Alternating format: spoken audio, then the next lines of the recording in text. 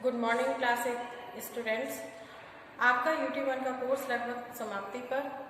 तो अब मैं आपको रिवीजन वीडियो डाल रही हूँ। रिवीजन वीडियो में आपके लिए मैंने जो आपका 10th चैप्टर यूटी 2 का आपका स्वामी विवेकानंद कराया, उसका अभ्यास कार्य आपको ऑन बोर्ड समझा रही हूँ। ओके, तो लेकिन उससे पहले एक भूमिका स्वामी विवेकानंद जी के बारे में मैं आपको कुछ सार एक बार से रिवीजन कर दे रही हूँ, जिससे कि आपको याद हो जाए कि आपने चैप्टर 10 में क्या पढ़ा था उनके बारे में। प्रस्तुत पाठ में लेखक ने महापुरुष स्वामी विवेकानंद जी के आदर्श जीवन के माध्यम से सद्गुणों का विकास करने और मानवता के कल्याण के लिए कर्मशील बनने की प्रेरणा दी है। पाठ के द्वारा बच्चों को कुशल वक्ता बनने एवं सदाचारी बनने की सीख दी है।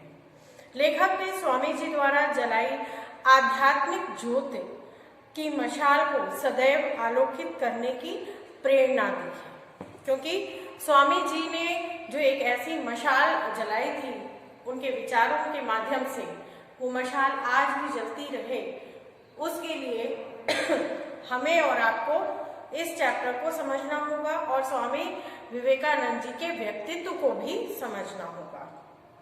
तो चलिए बच्चों, अभ्यास कार्य शुरू करते हैं।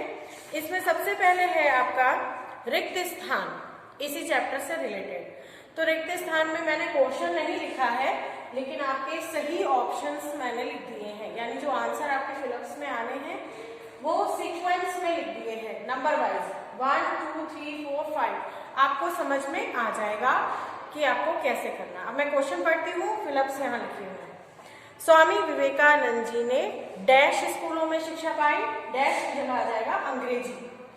नेक्स्ट है, उनकी माँ चाहती थी कि मेरा लड़का डैश बने, क्या बने, वकील बने। डैश का मतलब रिक्त स्थान। ओके, तो डैश बोल रही है तो डैश मत लिखना, पर यहाँ पर जो डैश की जगह बोल रही हो वहां पर वो ऑप्शन आपको लिखना है। सेकंड में का ऑप्शन है वकील। थर्ड है आपका आध्यात्मिक ज्ञान की प्राप्ति के लिए वे हिमालय, है ना, हिमालय की ओर गए। नेक्स्ट है अमेरिका में स्वामी जी के भक्तों की संख्या दिनों दिन बढ़ती गई। और लास्ट है अधिक श्रम के कारण स्वामी जी का स्वास्थ्य बहुत गिर गया।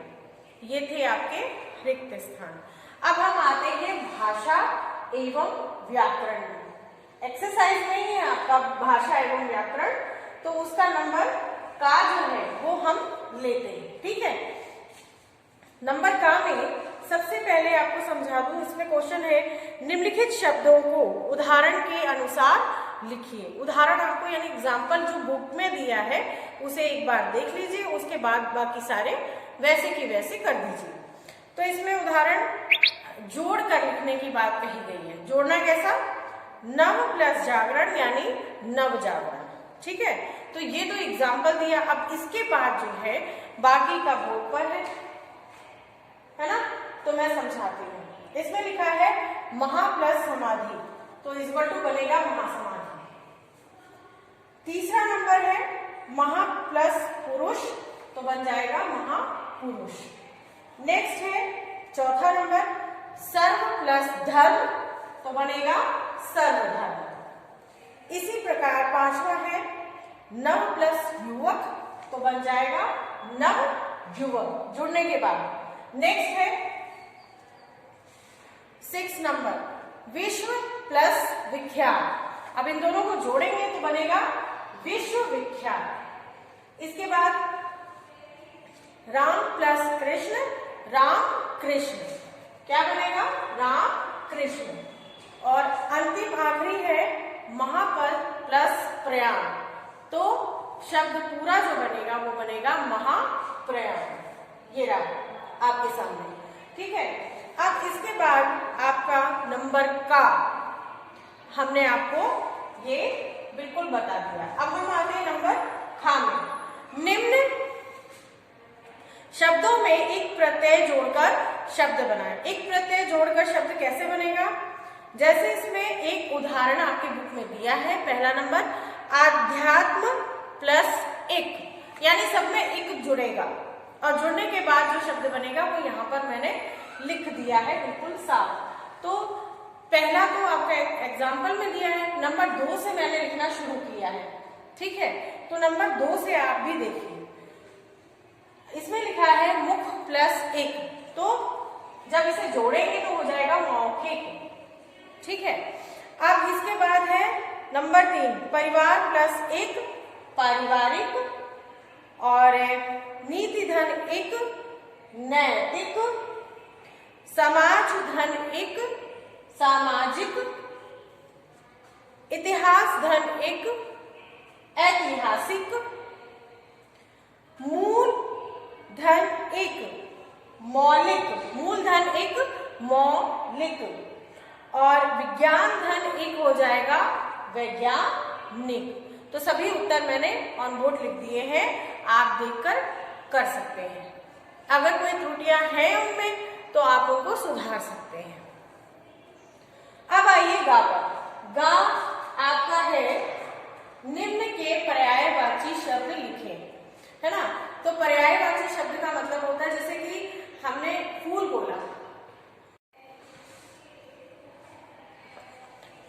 फूल को हमने क्या बोला पुष्प, पर्यायवाची हम बता रहे थे, तो फूल को बोलते हैं पुष्प, फूल, है ना, कुसुम, कई नामों से बुला सकते हैं। तो इसी तरह से इसमें सबसे पहला है सत्य, तो सत्य का पर्यायवाची में लिखा है सच, सत्य को हम सच भी बोल सकते हैं, है ना। नेक्स्ट है सीधा, तो जो इंसान सीधा है वो सरल भी हो सकता है, तो इसका उत्तर है पर्यायवाची में सरल। तीसरा नंबर है आपका आदर, व्यक्ति यदि आदर कर रहा है इसका मतलब आपका सम्मान कर रहा है, क्या कर रहा है सम्मान, तो आदर का सम्मान लिख दिया। नेक्स्ट है आपका इच्छा यानी जिज्ञासा, ओके बेटा, तो जिज्ञासा। अब नेक्स्ट है साधारण यानी सामान्य, यदि व्यक्ति साधारण है इसका मतलब कि वह सामान्य भी कह सकते हैं। और अंत में है आपका आनंद, आनंद को और क्या कहते हैं खुशी, बच्चों, ठीक है। आनंद, उल्लास, खुशी, हर्ष, कई नाम है पर्यायवाची के, ये तो आपके ऊपर डिपेंड करता है आप कितने याद कर सकते हैं, मैंने 4 बता दिए आपको उसके। अब नेक्स्ट है निम्नलिखित वाक्यांश के लिए एक शब्द लिखें। बच्चों अंत में क्या है आपका घ नंबर पे आइए, इस घ नंबर पे वाक्यांश के लिए एक शब्द, यानी जब एक शब्द बोलकर ही काम चल रहा है तो हमें वाक्यांश के लिए लंबा लंबा शब्द क्यों बोलने की जरूरत है, सेंटेंस को बड़ा करने की क्या जरूरत है, छोटे में ही अपने बात को कहना। वाक्यांश जो होता है वो उसके लिए एक शब्द होता है, वो शब्द मैं बताती हूँ। क्वेश्चन मैं पढ़ रही हूँ। नंबर 1 अध्यात्म में रुचि रखने वाला, तो क्या कहलाएगा आध्यात्मिक, क्या कहलाएगा आध्यात्मिक, ये देखिए नंबर 1।